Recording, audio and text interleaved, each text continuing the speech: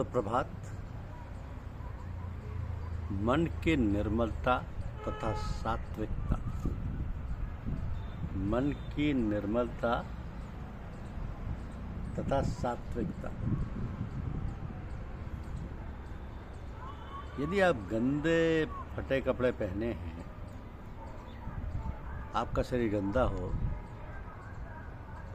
तो आप अपने मित्रों और रिश्तेदारों और संबंधियों से मिलने में हिचकिचाते, शर्माते। उसी प्रकार यदि आपके कर्म गंदे होंगे, दूषित होंगे, तो आपकी आत्मा को परमात्मा से मिलने में संकोच होगा। आप परमात्मा का साक्षात्कार नहीं कर सकते। अतः शरीर, मन और प्राण से अपने कर्तव्य कर्म को पवित्र रखें। हमारे कर्म पवित्र होते ही मन, वाणी, प्राण तीनों ही पवित्र होते, तो शुचिता आने लगती है। और इस शुचिता के आते ही सत्संग और साधन अपने आप होने लगते हैं। जिसका व्यवहार दूसरों के प्रति शुद्ध है, कमाई नेक है, वाणी में माधुर्य है, हृदय में दया तथा परोपकार की भावना है और मन में निर्मलता तथा सात्विकता है, वही साधक परमार्थ की कमाई में सफल हो सकेगा। वही साधक परमार्थ की कमाई में सफल हो सकेगा। क्योंकि इस सत्संग में प्रत्येक पंथ व समुदाय का मनुष्य सम्मिलित हो सकता है, यदि वह सच्चा जिज्ञासु प्रेमी है। ईश्वर एक है और उससे मिलने का मार्ग भी एक है, और वो है मन की एकाग्रता। तो सत्संग इसी एकाग्रता के ऐसे अत्यंत सरल और उत्तम साधन सिखाता है, जिन्हें प्रत्येक मनुष्य, चाहे वह वृद्ध हो या युवा हो, स्त्री हो या पुरुष हो, अत्यंत सरलता से सीखकर अमल में ला सकता है। निर्बल अथवा अधिक समय ना दे सकने वाले मनुष्य यदि थोड़ी देर भी इस साधन को करते रहें, तो थोड़े ही काल में भी बहुत उन्नति कर सकते हैं।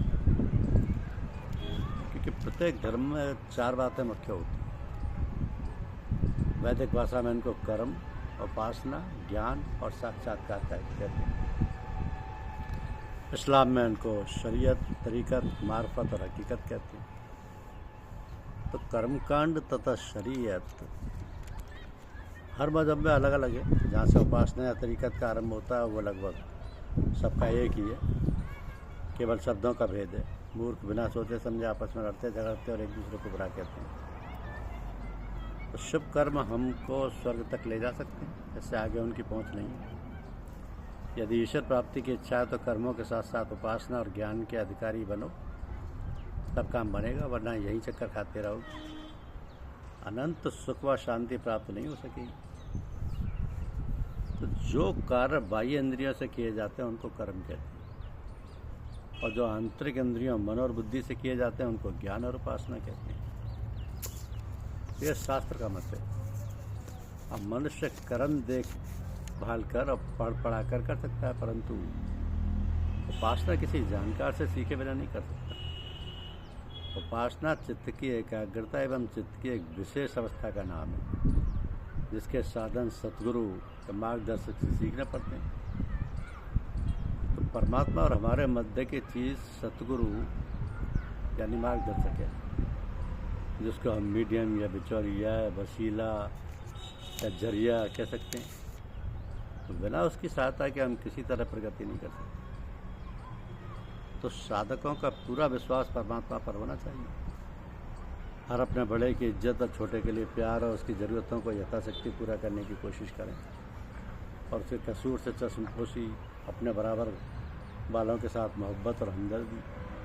तो जो लोग विरोध पर आमदा रहें, उनसे बचाव और बेपरवाह, नफरत व नुकसान पहुँचाने व बदला लेने की कोशिश नहीं करना चाहिए। हर एक आदमी के ऐब को हमेशा छुपाना चाहिए, और किसी का भेद अगर मालूम हो तो बिना इजाज़त कभी जाहिर नहीं करना चाहिए। नौकर से वो काम लेना चाहिए जिसको हम करने में बिल्कुल विवश हों। नौकर या मजदूर सहायता के लिए, ना कि ऐश्वर्य या शान शौकत के लिए। तो मजदूर की मजदूरी तुरंत देनी चाहिए, उसमें विलम्ब या उदासीनता दिखाना अवसभ्यता है। अपने बच्चों को धार्मिक शिक्षा अवश्य देनी चाहिए। अपनी पत्नी को किसी प्रकार अपने विचारों की बनाने का यत्न करना चाहिए। जहाँ शराब और नशा के साथ नाच रंग की महफिल हो, वहाँ यथासंभव नहीं जाना चाहिए। और यदि व्यवस्था पर जाना ही पड़े तो इस तरह सभी को, जिस तरह संडास में वक्त ज़रूरत पर जाना पड़ता है। अगर सगे संबंधी ऐसे कामों को करने पर विवश करें जिनके करने से धर्म नष्ट होता हो, तो इस रिश्ते को अगर आवश्यक हो तो तोड़ दें। क्योंकि सूर्योदय से पहले उठकर शौचादि से निवृत्त होकर स्नान करना चाहिए। यदि बीमारी, कमजोरी या किसी अन्य कारण से स्नान न कर सकें तो शुद्ध कपड़े बदलकर पूजा में बैठना चाहिए। अब सायंकाल सूर्यास्त के पश्चात संध्या स्नान करना चाहिए तथा रात को सोते समय प्रार्थना करनी चाहिए। यदि हो सके तो 12 बजे दोपहर और 4 बजे शाम को भी प्रार्थना करनी चाहिए। और रविवार के उस दिन सवेरे सवेरे ही एक सज्जन दीनबंधु एंड्रूज से मिलने आए। बातें होने लगी। बातों में 9 बज गए। दीनबंधु एंड्रूज ने जब घड़ी देखी तो क्षमा मांगते हुए बोले, क्षमा कीजिए, मुझे गिरजाघर जाना। तो सज्जन ने कहा, गिरजाघर तो मुझे भी जाना है, अच्छा साथ रहेगा, पर मैं आप वाले गिरजाघर में नहीं जा रहा हूँ। दीनबंधु एंड्रूज बोले, फिर आप प्रार्थना कहाँ करेंगे? उन सज्जन ने आश्चर्य से पूछा।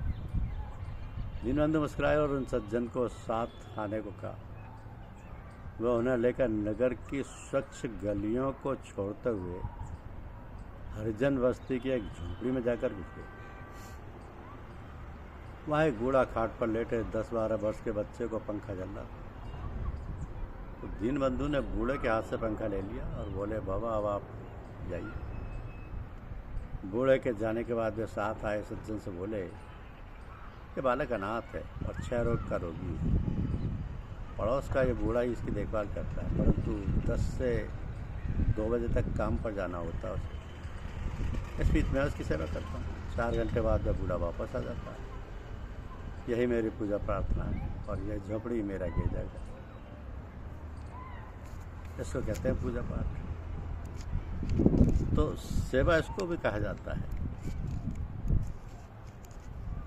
क्योंकि किसी को नीच, पतित या पापी मत समझो। याद रखो, जिससे तुम नीच, पतित या पापी समझते हो उसमें भी तुम्हारे वही भगवान विराजित हैं जो महात्मा और ऋषियों के हृदय में। तो सबको प्रेम दान करो, सबके प्रति सहानुभूति रखो, किसी की निंदा ना करो, किसी की निंदा ना सुनो। साधक को तो दूसरे की निंदा सहनी नहीं होनी चाहिए। निंदा सुननी हो तो अपनी सुनो और करनी आवश्यक समझो तो अपनी निंदा करो। धन्यवाद। YouTube चैनल को लाइक और सब्सक्राइब अवश्य करें।